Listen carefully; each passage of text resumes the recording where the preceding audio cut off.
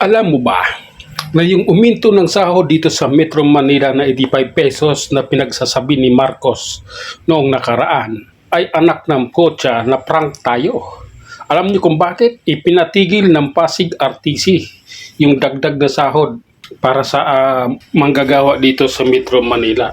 Ibig sabihin, dapat nung 25 nag-umpisa yun. Dagdag sahod. Ngayon, pinatigil ng Pasig RTC, so wala tayong dagdag sahod. Niluloko pala tayo nitong Marcos. Yung dagdag na sahod na pinagyayabang niya, wala palang nangyayari. Kayo dyan, ano masasabi ninyo? Yung umasa doon sa dagdag na sahod, pinatigil ng Pasig RTC, ano masasabi ninyo dyan? Marami tayong manggagawa rito. Marami tayo nandito sa Metro Manila. Marami tayong umasa doon sa sinasabi ni Marcos at ni Remulla.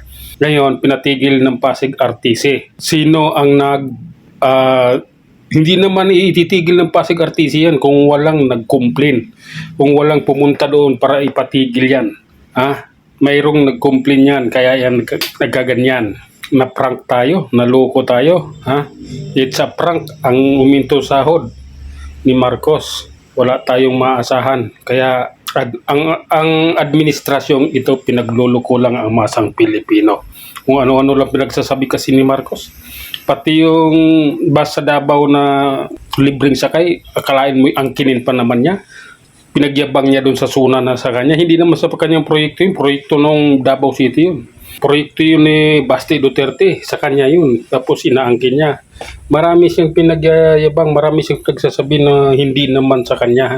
Kaya yung mga pumalakpak doon sa suna, ayun yung mga yun yung mga tanga at bubo.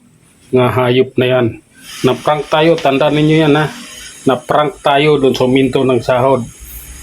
Nagsasabi ni Marcos. Anak ng maasa pa naman ako na sa sahod ko sa sunod na sahod mayroong pagtaas na kahit papano dahil 25 nag-umpisa, 25, 26, 27, 28, 29, 30, 31, mayroong 7 days Mayroon ako 7 days na may dagdag sahod. So, tataas sahod na sahod ko at mula August, mas malaki na yung matatanggap ko. Mayroon na akong pamasahe sa bus na halos 50 pesos mula dito Makati hanggang dun sa dulo. Oh my God. Wala, it's a prank pala.